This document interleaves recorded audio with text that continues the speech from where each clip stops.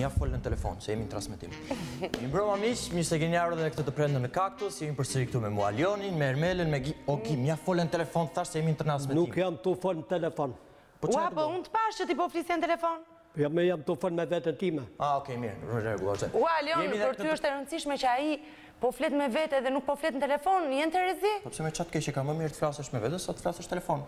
Tu paktën kur flet me vete, e di që konsultosh me njëri inteligjent. Kurse kur flet telefon, do marrësh dikën telefon që mund të t'injoroj, të fillon të çalla hallet e veta, të çan kokën, kështu jepi drejtim, fol me vete, fol se vazhdojmë emisionin. Alion, nëse ai po bën këtë gjë atëherë, nëse po flet me vete, ai ka nevojë për ilaçe. Nxorët e ilaçit tash. Shko, nëse do flasim për ilaçet, matu mirë, nëse do i futesh kësaj teme Ermela. Më dëgjon kur të flas? Sepse kemi folur 700 milionë që nga nëntorje deri tani për ilaçe, kemi folur për ilaçe që të bëjnë mirë, për ilaçe që të bëjnë keq, për ilaçet kontraband, a do të flasim edhe për ilaçet që shiten sa frungupulën? Po ato ti rimburson shteti, e di unë. E para njerë, je ti vetë që më thua mos fol. Alion, mirë, okej, mos merremi me politikë në këtë emision, se na bëre që me politikë. Se ju futet tash, se më vjen dhe muaj nat. Ky shteti, si tip shteti që thua ti, nuk ti rimburson të gjitha ilaçet. Do të thënë, një pjesë të mirë të ilaçeve nuk ta rimburson fare.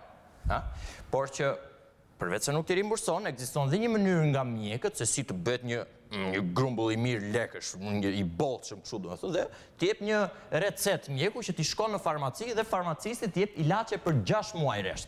Për 6 muaj, po ku ka farmaci që t'jep ilaçe për 6 muaj, lutem?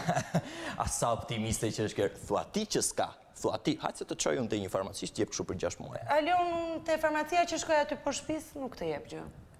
Po sepse ti shkon tek farmacia e gabuar, ka disa farmaci të duhura që duhet të shkosh ti marrësh të ilaçet për 6 muaj. Ndiqet çik. Mbi të gjitha të kemi shëndetin, madje dhe parat nuk kanë vlerë përpara shëndetit. Një pacient të cilit ne nuk do i publikojmë emrin, pohon për emisionin Kaktus se ka qenë i shtruar në pavionin toksikologjist në QSUT dhe gjatë kësaj kohe, doktori dhe shefi i shërbimit zoti Zini Sulaj i ka mbushur një recetë. Madje në këtë recetë i ka shënuar dhe emrin e farmacisë ku pacienti duhet të shkojë të blejë këto medikamente. Dhe sa kushtojnë këto ilaçe? Plot 880.000 lekë të vjetra, të barabarta me 3 rroga. Doktori Zini Sulaj, i cili është i lidhur me këtë farmaci, nuk të ka quar kot atje. Të pyesim një farmacin çfarë thot?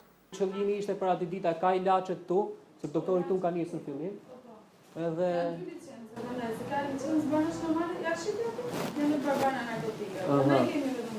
farmacisja thot se në të gjithë Tiranën vetëm këtu gjenden këto ilaçe.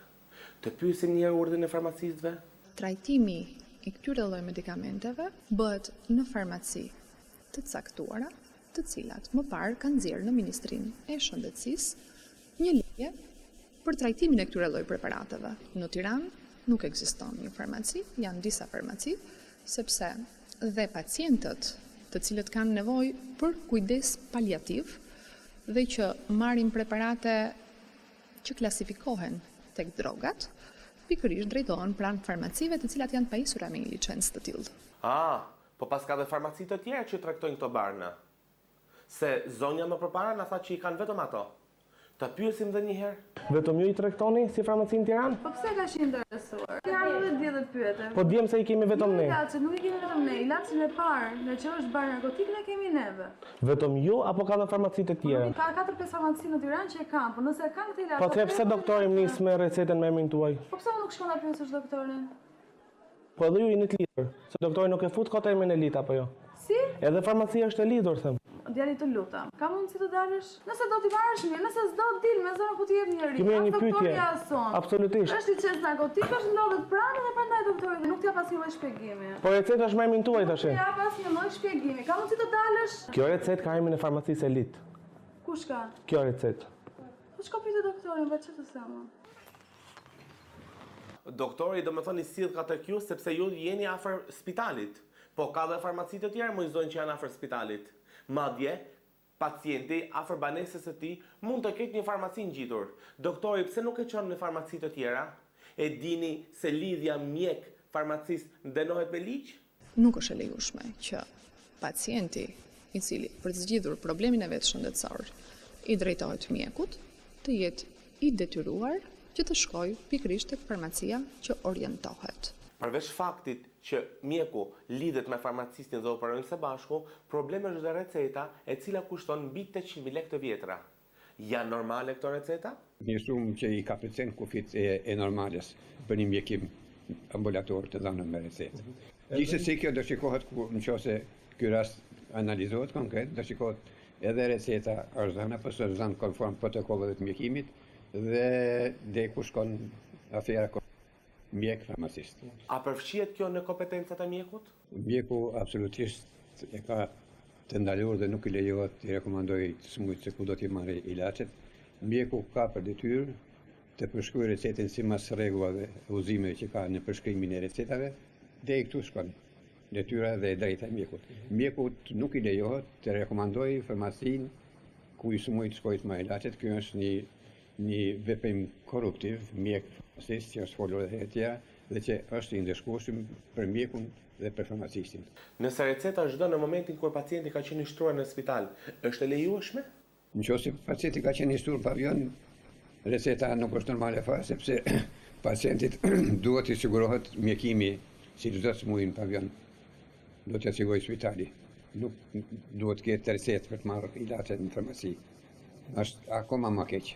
Doktor, e dini se bashkëpunimi me farmacit për shitjen e ilaçeve quhet korrupsion? Kjo është një veprim korruptiv, mjek farmacist. Emisioni Kaktus denoncoi në emër të pacientit, të cilët nuk i përmendim emrin për arsyet e anonimatit, fenomenin korruptiv pranë urdhrit të mjekut dhe urdhrit të farmacistit, duke shpresuar që të merren masa dhe raste të tilla të mos përsëriten më.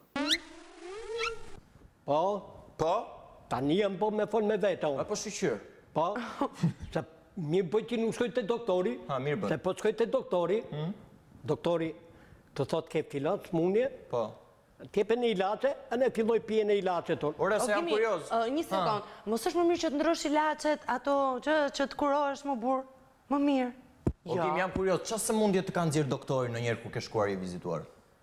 E shkru anglisht aty smor vetëm. Gjithsesi dua t'ju bëj me dije që nuk keni parë gjë akoma. Aleon, që ke interesanti, unë them mos merremi më me politik ti prapë. Jo, më jo se më doli keq kështu si interpretim, po e kisha sinqerisht që në kontekstin e emisionit nuk keni parë gjë akoma deri tani, sepse nëse Gimi u bë të fliste me vete vetëm me materialin e parë, imagjino që kemi edhe 4 materiale të tjera Gim, që e përballon dot. Je i sigurt që do vazhdon deri në fund? Megjithatë, ilaçe janë edhe këto të 4-tat. Jo, këto të 4-tat janë pa ilaçe, me thënë drejtë, por këto të bëjnë për ilaçe. Ja, për shembull, e zëm se të tregoj unë ty një foto me njerëz me armë. Qa do mendoje ti? Po më shkon mundja direkte te ISIS, për shembull? Jo te ISIS. Të ruajmë brenda kufive të Shqipërisë situatën. Po Aleon, në Shqipëri nuk ka armë. Po si mos pas ka armë, ke gjimnaze plot me armë. Mos ja fut kot tash. Mirë, më trego. Ke një gjë qefti për shembull, çka ke qef në një gjë, në një send, në një lojë, në një gjë? Tenis, për shumë. Tenis, po, ke bën foto tip shumë kur je duke luajtur tenis, shumë me raket. Po, bëj, tash i bëjmë foto kudo që shkojmë. Mua më pëlqen bicikleta, më pëlqen aparati fotografik, edhe unë bëj foto, më pëlqen një gocë, kam dalë në foto. Po janë disa të tjerë, për shembull, që kanë qef armët, dhe ti po të kishe qef armë. A do bëje foto me armë? Po, tash. Po? Nëse e the po, na mori lumi pastaj. Kështu që nëse je për jo, jam dakord që ta ndjekim materialin Ermela, po që mendoj mirë. Që ndjekim një sekond Dafinën, këtu. Po që do na shpjegoj që mos bëjmë më foto me armë, apo jo? Ndoshta, ndjekim Dafin. Në qytetin e Përmetit ndodhet një provincë, emrin e së cilës të huajt e lexojnë këlkyr. Vendasit e lexojnë këlcyr, ndërsa ne në gjuhën zyrtare e lexojmë këlcyr. Në këlcyr është një gjimnaz, Sejfullah Malshova. Ky gjimnaz ka një drejtoresh, drejtoresha ka ca histori. Në redaksinë e emisionit Kaktus ka ardhur një video ku tregohen disa nxënës të gjimnazit Sejfullah Malshova, të cilët bëjnë kurse private në shtëpinë e drejtoreshës së kësaj shkolle, zonjës Anila Rexhepi.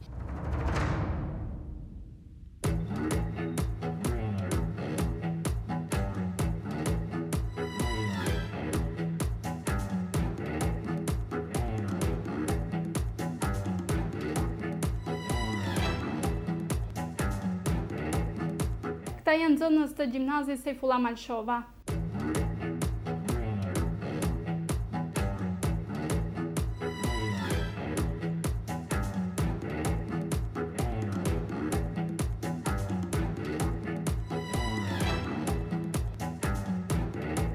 po shkojnë të bëjnë kurse private në shtëpinë e drejtoreshës së gjimnazit Sejfullah Malshova.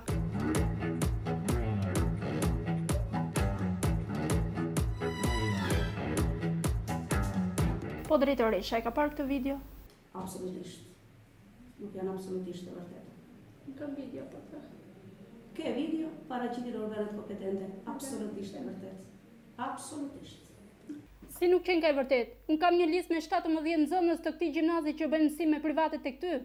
Absolutisht. Nuk janë absolutisht të vërtetë. Nuk kam video po të. Ke video, paraqitur organet kompetente. Absolutisht e vërtetë. Absolutisht. A doni ta shihni vendin se ku i zhvillon kurset private drejtoresha Nida Rexhepi? Ne do të nisemi drejt shtëpisë së zonjës Rexhepi për të parë vërtet se ku ndodhet kjo shtëpi dhe ku i bëjnë këto kurse këto gjimnazist. Nga shkolla Sejfullah Malshova ne erdhëm për të parë se ku i zhvillon kurse drejtoresha e kësaj shkolle dhe në fakt ambienti ku ajo i zhvillon këto kurse është ky që ndodhet prapa meje.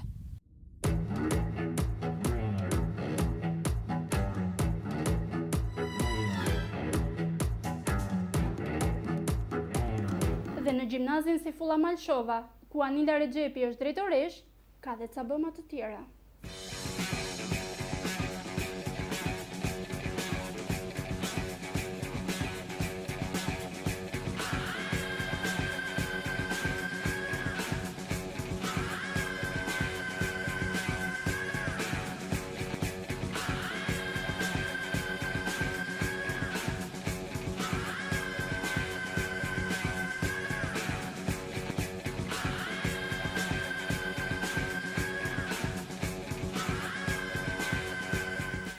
Po këtë foto ta i ka parë drejtoresha? Ka marrë një informacion për disa foto dhe më datën 19, më duket 19, 20, këna 19 data, i kam thirrur këta nxënës që kishin edhe këto foto në Facebook. Kam thirrur këtu në drejtori, 3 nxënës, i kam qortuar. A u vure ndjeni? Çfarë masashmore? Nisur nga jo, domethënë ato foto ishin provokative dhe kam lajmëruar edhe prindrit e këtyre nxënësve, të cilët janë paraqitur 2 prej tyre. Provokative? Dhe ti mblodhe një komision të tërë për foto provokative? Ato janë armë. Megjithatë nxënësit më kanë thënë që ato foto, ajo pistolet është pistolet lodër. Është pistolet lodër. Edhe nxënësit kur kanë qenë vetë, edhe në sy të prindërve. Lodër, armët lodër, dhe ti e le me kaq? Nuk e lash me kaq. Kam mbledhur edhe komisionin e disiplinës më datën 5/2/2015. Po komisioni çfarë vendosi? Komisioni i disiplinës ka marrë një vendim për këta nxënës, ka marrë vërejtje. Vërejtje, edhe sikur këto foto të jenë vetëm provokative, siç thua ti, nuk kalohen me një vërejtje. Me vërejtje sepse janë shkelur dispozitat normative, fotoprovokative në kuadër të luftës kundër terrorizmit, nga ajo u nisën që e morën edhe në vërejtje. Kjo është pistolet, kjo është armë, kjo vret. Unë nuk jam as eksperte, as police, as prokurore, dhe nuk merrem unë nëse ajo pistolet është e vërtet apo jo. Po kush duhet të merret sipas teje? Po ja u sugjeroj, meqense jeni futur kësaj pune, çojmë organet kompetente dhe le ta nxjerrin ata se si qëndron e vërteta. A, e pas ke bërë punën tënde, po nuk të merrojnë këto foto? Nuk ta kallin datën këto foto? Cili është mesazhi që këto foto përcjellin tek nxënësit e tu?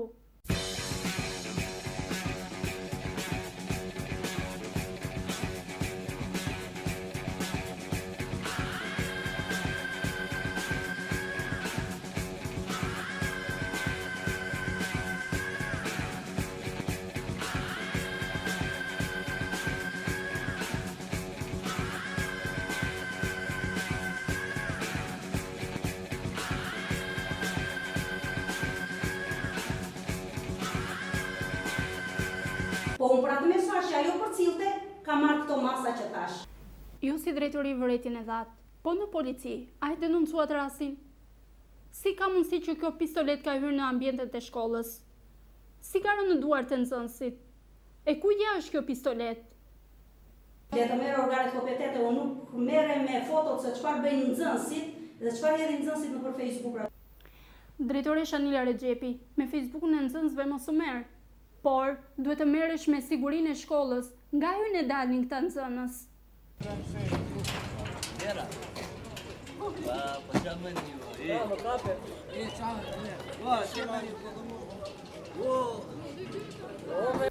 A i kontrolloni ju këta nxënës? Të lutem.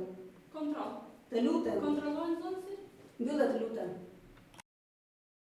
Ne kamerën e fikëm, por problemi ngelet i hapur.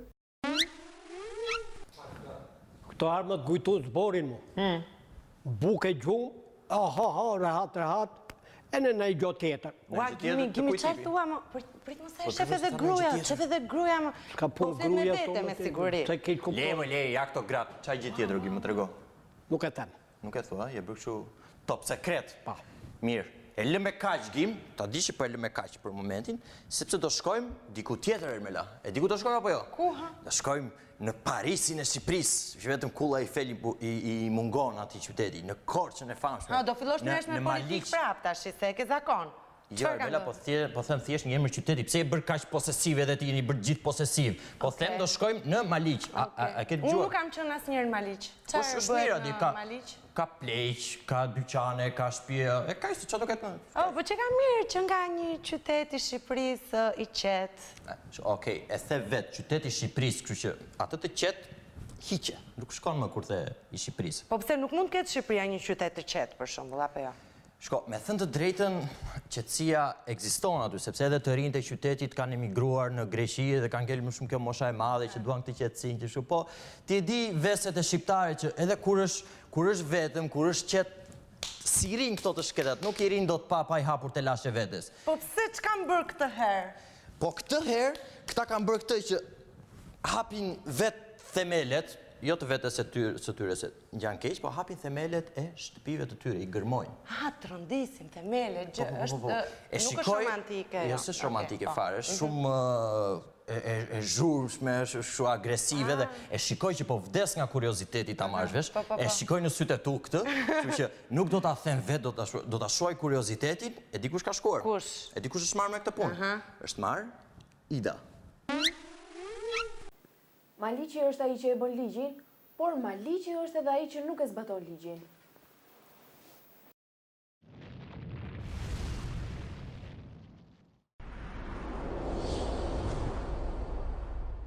Në vitin 2007, me fjalë Uzvari që nga 92-shi, imagjino 15 vjet Uzvarit, u bë dhe çatia, në ata të divanesave, me imponim, ose do të firmosin për pallatin, ose ne do na nxirrnin forcërisht. Ne u detyruam.